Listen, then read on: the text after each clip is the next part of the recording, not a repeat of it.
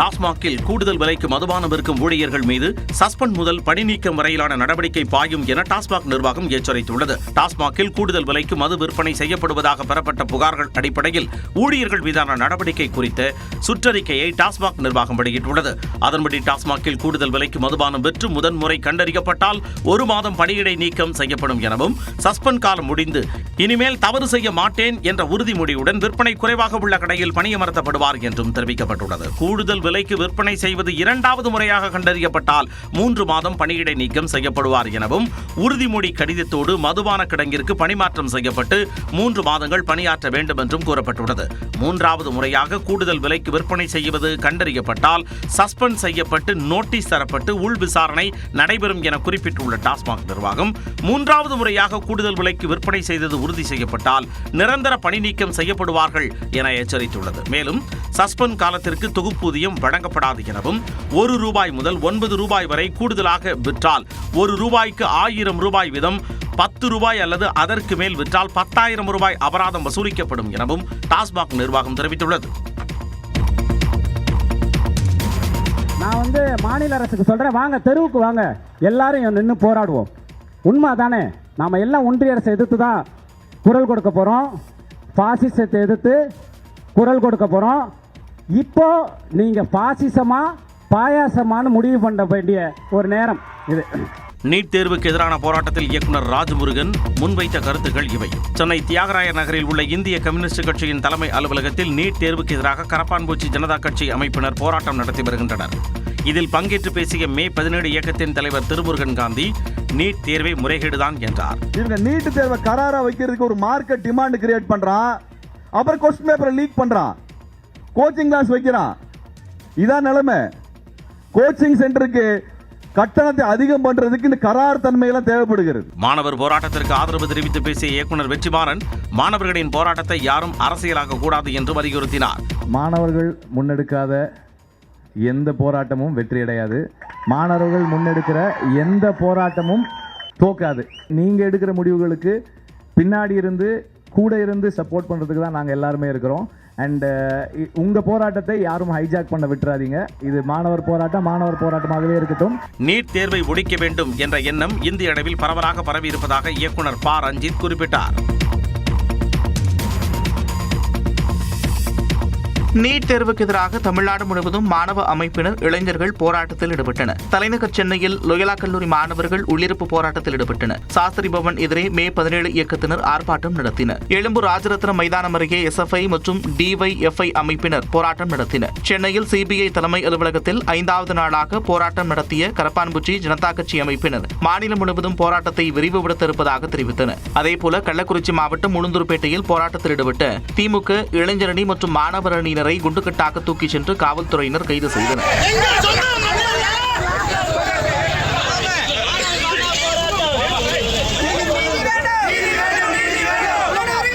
Madurai PT colony குடியிருப்பு பகுதியில் அனுமதியின்றி போராட்டம் நடத்தியவர்களை காவல்துறையினர் கைது செய்தனர்.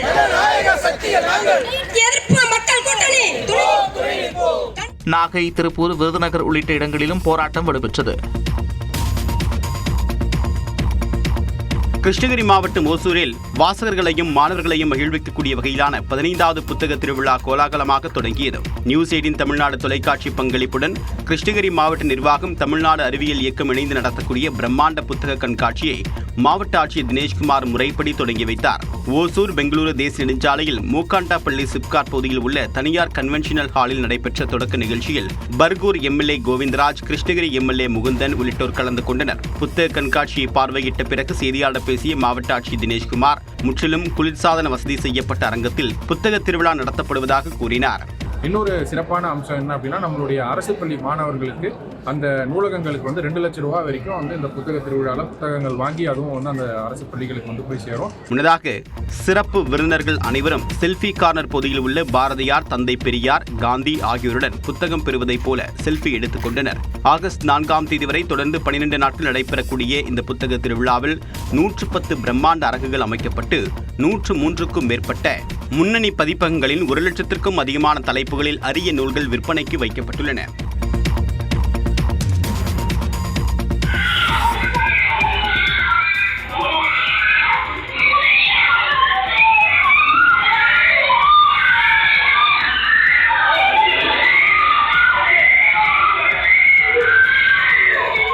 முன்பு மாந்திரீக பூஜை நடத்தியது தொடர்பாக யூடியூபர் ஜிபி முத்து மற்றும் மற்றொரு தரப்புக்கு இடையே கைகலப்பு ஏற்பட்ட காட்சிகளை இவை. தூத்துக்குடி மாவட்டம் திருச்செந்தூர் அருகே உடன்குடி பெருமாள்புரத்தைச் சேர்ந்த ஜிபி முத்துவுக்கும் அதே பகுதியைச் சேர்ந்த மற்றொரு தரப்பினருக்கும் நீண்ட காலமாக பிரச்சனை இருந்து வந்ததாக கூறப்படுகிறது. இந்நிலையில் கடந்த 20ஆம் தேதி நள்ளிரவு ஜிபி முத்து வீட்டின் முன்பு எதிர்த்தரப்பினர் மாந்திரீக பூஜை நடத்தியதாக கூறி அது குறித்து ஜிபி முத்து தட்டி கேட்டுள்ளார். இதனால் ஏற்பட்ட வாக்குவாதம் கைகலப்பாக மாறிய நிலையில் தகவல் அறிந்து வந்த குலசேகரன்பட்டினம் காவல் நிலைய காவலர்கள் முன்னிலையிலும் இரு தரப்பினரும் ஒருவரை ஒருவர் நாற்காலிகளால் தாக்கிக் கொண்டனர்.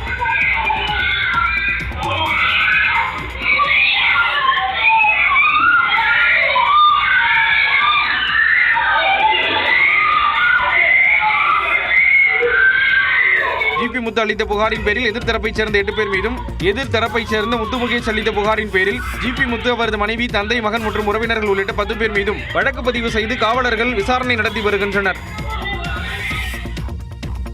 தமிழ்நாட்டின் அரசியல் களத்தை பரபரப்பாக்கிய செய்திகளை தற்போது பார்க்கலாம். மேகதாது அணை தொடர்பாக பேச்சுவார்த்தை நடத்த முதலமைச்சர் விஜய் வரக்கூடிய 3ஆம் தேதி கர்நாடகா செல்வதாக அமைச்சர் வினோத் கூறியுள்ளார். டெல்லியில் நடைபெற்ற காவிரி நீர் மேலாண்மை ஆணைய கூட்டத்தில் உச்சநீதிமன்ற தீர்ப்பின்படி காவிரியில் ஜூன் மற்றும் ஜூலை மாதங்களுக்கான நிலுவை நீரை உடனடியாக கர்நாடக அரசு திறந்துவிட உத்தரவிட வேண்டும் என்று தமிழக அதிகாரிகள் வலியுறுத்தினர். ஆனால் மழை பொழிவு குறைவை காரணம் காட்டி தமிழ்நாட்டிற்கு தண்ணீர் திறந்துவிட முடியாது என்று கர்நாடகா மீண்டும் திட்டவட்டமாக தெரிவித்துள்ளது. இரு மாநிலங்களின் கருத்துக்களை கேட்ட ஆணையம் வரக்கூடிய 28ஆம் தேதி நடைபெறக்கூடிய காவிரி ஒழுங்காற்று குழு கூட்டத்தில் இதுகுறித்து பரிசீலிக்க என்று அறிவித்துள்ளது. இந்த சூழ்நிலையில் காவிரி மற்றும் மேகதாது விவகாரங்கள் குறித்து விவாதிக்க கர்நாடக முதலமைச்சர் டி.கே. சிவகுமாரை முதலமைச்சர் விஜய் வரக்கூடிய 3ஆம் தேதி சந்திக்க உள்ளதாக செய்திகள் வெளியாகின. இதனை வேளாண் துறை அமைச்சர் வினோத் உறுதி செய்துள்ளார். ஆகஸ்ட் 3ஆம் தேதி கர்நாடகா தமிழக முதல்வர் செல்ல இருக்காங்க. நாங்க தான் ஆரம்பத்திலேருந்து என்ன சொன்னோம், அவங்க மேகதாது கட்டுறதா இருந்தாலும் நாங்க தமிழக அரசு ஒருபோதும் அதை அனுமதிக்க மாட்டோம். ஏன்னா அது நம்மளோட உரிமை, அதை விட்டு கொடுக்க மாட்டோம்னு அப்பையிலும் சொல்லிட்டுருவோம். ஸோ அது சம்பந்தமா கட்ட விடாம இருக்கிறது ஆலோசனை கூட்டத்திற்கு முதல்வர் அவர்கள் செல்ல இருக்கிறார். சுமார் 10 ஆண்டுகளுக்கு பிறகு கர்நாடக மாநில அரசுடன் தமிழ்நாடு அரசு நேரடியாக பேச்சுவார்த்தை நடத்தவுள்ளது. இதற்கு முன்பாக 1978ஆம் ஆண்டு முதலமைச்சராக இருந்த எம்ஜிஆர் 3 சுற்று பேச்சுவார்த்தையில் பங்கேற்றார். கருணாநிதி, ஜெயலலிதா ஆட்சி காலங்களிலும் கர்நாடக முதலமைச்சர்களுடன் நேரடி பேச்சுவார்த்தைகள் நடைபெற்றது குறிப்பிடத்தக்கது. மேகதாது விவகாரத்தில் கர்நாடகாவுடன் முதல்வர் விஜய் பேச்சுவார்த்தை நடத்தக்கூடாது என்று பாமக தலைவர் அன்புமணி ராமதாஸ் தெரிவித்துள்ளார். சென்னை விமான நிலையத்தில் செய்தியாளர்களிடம் பேசியவர், வேளாண் அமைச்சர் வினோத் கூறிய தகவலின்படி ஆகஸ்ட் 3ஆம் தேதி முதல்வர் விஜய் கர்நாடகா சென்று மேகதாது அணை தொடர்பான பேச்சுவார்த்தையில் பங்கேற்பது மிகவும் தவறான அணுகுமுறையாகும் என்றார். மேகதாது அணையை கட்டுவதற்கு கர்நாடக அரசு தீவிர முயற்சியில் ஈடுபட்டு வரக்கூடிய நிலையில் அதற்கு சாதகமான எந்த நடவடிக்கையும் தமிழக அரசு மேற்கொள்ளக்கூடாது என்றும் அவர் தெரிவித்தார். மேகதாதுவை நாம் கடுமையாக எதிர்க்கின்றோம். மேகதாதுவை நாம் ஏற்றுக்கொள்ளவில்லை. அப்படி ஏற்றுக்கொள்ளாத ஒன்றுக்காக எதற்கு நாம் பேச்சுவார்த்தை நடத்தும்? டெல்லியில் நீட் தேர்வுக்கு எதிராக போராட்டத்தில் பங்கேற்றிருக்கக்கூடிய மாணவர்கள் மீது எந்தவிதமான வழக்குகளையும் பதிவு செய்யக்கூடாது என்றும் கேட்டுக்கொண்டார். போராடிய மாணவர்கள் மீது எந்த வழக்குகளும் போடக்கூடாது. காரணம், அவருடைய எதிர்காலம் பாதிக்கப்படும். மத்திய அரசு தன்னுடைய பிடிவாத போக்கை கைவிட்டு நீட் தேர்வை ரத்து செய்ய வேண்டும் என்றும் அன்புமணி கூறினார்.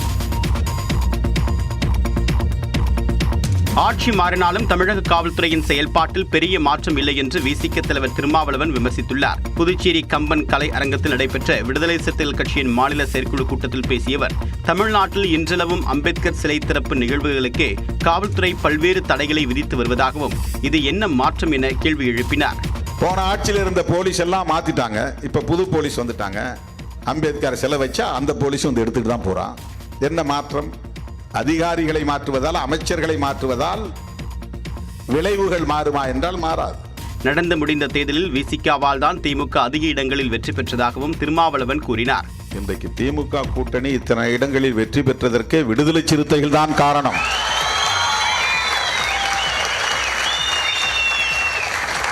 இதை ஆதாரபூர்வமாக நம்மால் டேட்டாவோடு உறுதிப்படுத்த முடியும். நீட் தேர்வை அறிமுகப்படுத்திய காங்கிரஸ் அதை எதிர்க்காது என்றும் பாஜகவும் அதை ரத்து செய்யாது என்பதால் நீட்டை முற்றிலுமாக ரத்து செய்வதே நமது இலக்காக இருக்க வேண்டும் என்றும் கூறினார். விழுப்புரம் மாவட்ட அதிமுக நிர்வாகிகளுடன் பொதுச் செயலாளர் எடப்பாடி பழனிசாமி நடத்திய ஆலோசனை கூட்டத்தில் முன்னாள் அமைச்சர் சி.வி. சண்முகம் பங்கேற்கவில்லை. சட்டப்பேரவை தேர்தல் தோல்வியை அடுத்து மாவட்ட வாரியாக கட்சி நிர்வாகிகளுடன் அதிமுக பொதுச் செயலாளர் எடப்பாடி பழனிசாமி ஆலோசனை மேற்கொண்டு வருகிறார். அந்த வகையில் சென்னை ராயப்பேட்டையில் உள்ள கட்சி தலைமை அலுவலகத்தில் விழுப்புரம், திருவாரூர் மாவட்ட நிர்வாகிகளுடனான சந்திப்பு நடைபெற்றது. இதில் முன்னாள் அமைச்சர் சி.வி. சண்முகம் பங்கேற்காத நிலையில் விழுப்புரத்திற்கான புதிய மாவட்ட செயலாளர் பசுபதி தலைமையிலான நிர்வாகிகள் பங்கேற்றனர். ஆலோசனை கூட்டத்தில் பங்கேற்ற பின் ஊடகங்களிடம் பேசிய பசுபதி, விழுப்புரம் மாவட்டத்தில் அதிமுகவின் தோல்விக்கு CV சண்முகம் தான் காரணம் என குற்றம் சாட்டினார். ஏற்கனவே CV சண்முகன்ற ஒரு குடும்பத்தால அங்க இருக்கிற கட்சிக்காரர்கள் கைகள்லாம் கட்டப்பட்டு அவர்களெல்லாம் அடிமையாக்கப்பட்டு வைக்கப்பட்டிருந்தார்கள். இப்போ அந்த அடிமை கயிறு அகற்றப்பட்டு கட்சி எழுச்சியாக இன்றைக்கு எல்லா தொண்டர்களும் பாருங்க, இன்னைக்கு எல்லாம் அவங்களே வந்திருக்கிறாங்க. விழுப்புரம், திருவாரூர் மாவட்டங்களை தொடர்ந்து மதியம் சேலம் மாவட்ட நிர்வாகிகளுடன் எடப்பாடி பழனிசாமி ஆலோசனை நடத்தினார். சிறப்பான மருத்துவ சேவையை வழங்குவதே தவிக அரசின் இலக்கு என்று மருத்துவத்துறை அமைச்சர் அருண்ராஜ் தெரிவித்துள்ளார். CNBC மற்றும் நெட்வொர்க் 18 குழுமம் சார்பில் பெங்களூருவில் நடந்த ரைசிங் பாரத் நிகழ்ச்சியில் அமைச்சர் அருண்ராஜுடன் நியூஸ் 18 தென்மண்டல நிர்வாக ஆசிரியர் விவேக் நாராயண் கலந்துரையாடினார். அப்போது மக்கள் தங்கள் மீது வைத்துள்ள நம்பிக்கை கூடுதல் வலுவையும் நம்பிக்கையும் தருவதாக அமைச்சர் அருண்ராஜ் கூறினார். This mandate has given us enormous credibility. Previously governments were won based on money power or muscle power. This government was won. This mandate was won based on a promise, based on the promise of clean, transparent government. And this, as I said, this gives us enormous credibility, and because of that, it gives us huge strength. At the same time, this gives us huge responsibility also. அரசு மருத்துவமனைகளின் சேவை தரத்தை உயர்த்துவதே இலக்கு என்றும் அவர் குறிப்பிட்டார். Presently, that access to primary health care is almost reached. Now, this next challenge is to bring specialist care at the district level, taluk level hospitals. சவால்கள் நிறைந்த NEET தேர்வை ஒரு ஏஜென்சி மூலம் நடத்த வேண்டிய தேவை என்ன என வினவியுள்ள அமைச்சர் அருண்ராஜ், போதைப் பொருட்கள் பயன்பாடே குற்றங்கள் அதிகரிக்க காரணம் என்றும் அதை தடுப்பதற்கான நடவடிக்கைகளை முன்னெடுத்து வருவதாக கூறினார். தர்மேந்திர பிரதான் பதவி விலக இன்று வரை போராட்டக்காரர்கள் அவகாசம். தேசிய தேர்வு முகமை அதிகாரிகள் 47 பேர் நீக்கம். வட மாநிலங்களில் வெள்ளம் உள்ளிட்ட செய்திகளை டாப் 5 இந்தியா பகுதியில் பார்க்கலாம். மத்திய கல்வி அமைச்சர் தர்மேந்திர பிரதானை பதவி நீக்கம் செய்யுமாறு விடுத்துள்ள கோரிக்கை குறித்து முடிவு செய்ய மத்திய அரசு சனிக்கிழமை வரை அவகாசம் கேட்டிருப்பதாக கரப்பான்பூச்சி ஜனதா கட்சியினர் தெரிவித்துள்ளனர். டெல்லியில் மத்திய அமைச்சர்கள் JP நட்டா மற்றும் ஜிதேந்திர சிங் ஆகியோருடன் கரப்பான்பூச்சி ஜனதா கட்சியின் செய்தி தொடர்பாளர்களான சௌரவ் தாஸ், அசுதோஷ் ரங்கா ஆகியோர் 2ஆம் கட்ட பேச்சுவார்த்தை நடத்தினர். அதன் பின்னர் செய்தியாளர்களிடம் பேசிய கரப்பான்பூச்சி ஜனதா கட்சியினர் டெல்லியில் போராட்டம் நடத்தி வரும் மாணவர்கள் மீது வழக்கு பதிவு செய்யக்கூடாது என்று வலியுறுத்தியதாகவும், நீட் தேர்வு ரத்து செய்யப்பட்டதால் உயிரிழந்தோரின் குடும்பத்தினருக்கு இழப்பீடு வழங்க மத்திய அரசு கொள்கை அளவில் ஒப்புதல் அளித்துள்ளதாகவும் தெரிவித்தனர். மேலும் தர்மேந்திர பிரதான் ராஜினாமா விவகாரத்தில் சமரசத்திற்கே இடமில்லை என அமைச்சர்களிடம் உறுதிபட கூறியிருப்பதாகவும் தெரிவித்தனர். और he needs to be sacked. सरकार से इस बारे में विस्तृत चर्चा हुई है. सरकार ने इस मुद्दे पर, इस पॉइंट पर जवाब देने के लिए. இதனிடையே டெல்லி ஜந்தர் மந்தரில் போராட்டக் களத்தில் பேசிய கரப்பான்பூச்சி ஜனதா கட்சியின் நிறுவனர் அபிஜித் தீப்கே, மத்திய அமைச்சர் தர்மேந்திர பிரதான் ராஜினாமா செய்யும் வரை போராட்டம் ஓயாது என திட்டவட்டமாக தெரிவித்தார். நீட் வினாத்தாள் கசிவு விவகாரம் தொடர்பாக தேசிய தேர்வு முகமை அதிகாரிகள் 47 பேர் அதிரடியாக பணி நீக்கம் செய்யப்பட்டதாக தகவல் வெளியாகியுள்ளது. தேசிய தேர்வு முகமையானது நாடு முழுவதும் நீட் தேர்வு மட்டுமின்றி JEE, CUET உள்ளிட்ட தேர்வுகளை நடத்தி வருகிறது. இந்த நிலையில் கடந்த மே மாதம் நடந்த நீட் தேர்வு வினாத்தாள் கசிந்து சர்ச்சையை ஏற்படுத்தியுள்ளது. இந்த விவகாரத்திற்கு பொறுப்பேற்று மத்திய கல்வித்துறை அமைச்சர் தர்மேந்திர பிரதான் பதவி விலக வலியுறுத்தி நாடு முழுவதும் போராட்டங்கள் வெடித்துள்ளன. இந்த சூழலில் தேசிய தேர்வு முகமையின் 47 அதிகாரிகள் அதிரடியாக பணி நீக்கம் செய்யப்பட்டதாக மத்திய கல்வித்துறை அமைச்சகம் தரப்பில் தகவல் வெளியாகியுள்ளது. பணி நீக்கம் செய்யப்பட்ட சில அதிகாரிகள் மீதும் ஒழுங்கு நடவடிக்கை எடுக்கப்பட உள்ளதாகவும், வினாத்தாள் கசிவு தொடர்பாக மேலும் பல அதிகாரிகள் பணி நீக்கம் செய்யப்பட வாய்ப்பிருப்பதாகவும் கூறப்படுகிறது. முன்னதாக தேசிய தேர்வு முகமை அமைப்பை சீரமைப்பதற்காக இஸ்ரோ முன்னாள் தலைவர் ராதாகிருஷ்ணன் தலைமையில் குழு அமைக்கப்பட்டுள்ளது குறிப்பிடத்தக்கது. வினாத்தாளை கசிவிடும் குற்றவாளிக்கு 10 ஆண்டுகள் சிறை, 10 கோடி ரூபாய் அபராதம் விதிக்கும் சட்ட திருத்த மசோதாவிற்கு மத்திய அமைச்சரவை ஒப்புதல் அளித்துள்ளதாக தகவல் வெளியாகியுள்ளது. நீட் தேர்வு வினாத்தாள் கசிவு உள்ளிட்ட தேர்வு முறைகேடுகளுக்கு எதிராக கரப்பான்பூச்சி ஜனதா கட்சி என்ற இளைஞர் அமைப்பு தொடங்கிய போராட்டம் பூதாகாரமாக வெடித்துள்ளது. இந்நிலையில் டெல்லியில் பிரதமர் நரேந்திர மோடி தலைமையில் மத்திய அமைச்சரவை கூட்டம் நடைபெற்றது. அதில் தேர்வு முறைகேடுகளை தடுப்பதற்கான வழிமுறைகள் குறித்து விவாதிக்கப்பட்டதாக தகவல்கள் தெரிவிக்கின்றன. அதன்படி வினாத்தாள் கசிவு தடுப்புச் சட்டத்தை கடுமையாக்குவதற்கான சட்டத்திருத்த மசோதாவிற்கு மத்திய அமைச்சரவை ஒப்புதல் அளித்துள்ளதாக கூறப்படுகிறது. வினாத்தாள் கசிவுக்கு தொடர்புடைய குற்றவாளிக்கு 3 முதல் 5 ஆண்டுகள் சிறை தண்டனை விதிக்க ஏற்கனவே இருக்கும் சட்டம் வழிவகை செய்யும் நிலையில் சிறை தண்டனையை 10 ஆண்டுகள் வரை அதிகரிக்கவும், முறைகேடுகளில் ஈடுபடுவோருக்கு 10 கோடி ரூபாய் அபராதம் விதிக்கவும் சட்டத்திருத்தம் கொண்டுவரப்பட உள்ளது. தேர்வு முறைகேடுகளை விசாரிக்க சிறப்பு நீதிமன்றங்கள் அமைக்கப்படும் என பிரதமர் மோடி உறுதியளித்திருந்த சூழலில் 3 மாதங்களில் விசாரணையை முடித்து தீர்ப்பு அளிக்க புதிய சட்டத்திருத்தம் வழிவகை செய்வதாகவும் கூறப்படுகிறது. மாணவர்கள் போராட்டம் நாடு முழுவதும் விரிவடைந்து வருவதால் நாடாளுமன்றத்தில் வரும் திங்கட்கிழமையே இந்த மசோதா தாக்கல் செய்யப்பட இருப்பதாக தகவல்கள் தெரிவிக்கின்றன. அசாமில் தொடரும் கனமழை எதிரொலியாக கர்பி அங்லாங் மாவட்டத்தில் ஆற்றில் வெள்ளம் பெருக்கெடுத்து ஓடுவதால் பல கிராமங்கள் துண்டிக்கப்பட்டு தனித்தீவுகள் போல மாறியுள்ளன.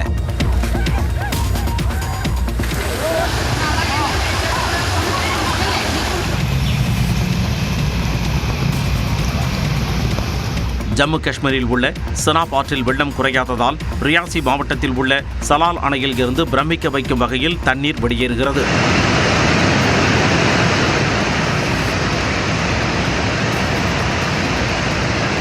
இதேபோல செனாப் ஆற்றின் குறுக்கே ராம்பன் மாவட்டத்தில் இருக்கும் பக்லிகர் அணையும் நிரம்பி வழிவதால் அனைத்து மதகுகளிலும் தண்ணீர் திறக்கப்படுகிறது.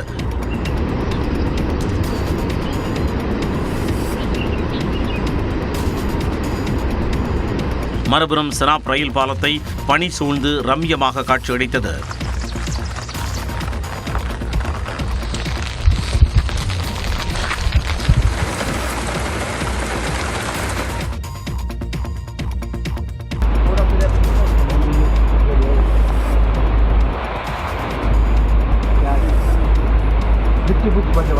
ஹிமாச்சலில் டாடா சுமோ வாகனத்தின் மீது பாறை உருண்டு விழுந்த விபத்தில் 13 பேர் உயிரிழந்தனர். சம்பா மாவட்டத்தில் கில்லார் உதய்பூர் சாலையில் அமைந்துள்ள வங்கி பள்ளத்தாக்கு பகுதியில் டாடா சுமோ வாகனம் ஒன்று பயணிகளோடு சென்று கொண்டிருந்தது. அப்போது மலையிலிருந்து உருண்டு வந்த ராட்சத பாறைகளில் ஒன்று இவர்கள் பயணம் செய்த வாகனம் மீது விழுந்தது. இதில் வாகனம் முழுவதும் அப்பளம் போல நொறுங்கிய நிலையில் உள்ளே இருந்த 13 பேரும் உடல் நசுங்கி பரிதாபமாக உயிரிழந்தனர். மேலும் 2 காயமடைந்தனர். தகவல் அறிந்து விரைந்து வந்த பேரிடர் மீட்புப் படையினர் வாகனத்தில் சிக்கியிருந்த உடல்களை மீட்டனர். பாதையை சீரமைக்கும் பணிகளையும் தீவிரப்படுத்தினர். இமாச்சல பிரதேசம் முழுவதும் தொடர் மழை பெய்து வருவதால் வானிலை மையம் மஞ்சள் எச்சரிக்கை விடுத்துள்ளது. இந்நிலையில் நிலச்சரிவு அபாயம் மிகுந்த கில்லார் உதய்பூர் சாலையில் பாறை உருண்டு 13 பேர் உயிரிழந்த சம்பவம் பயணிகள் மத்தியில் அச்சத்தை ஏற்படுத்தியுள்ளது.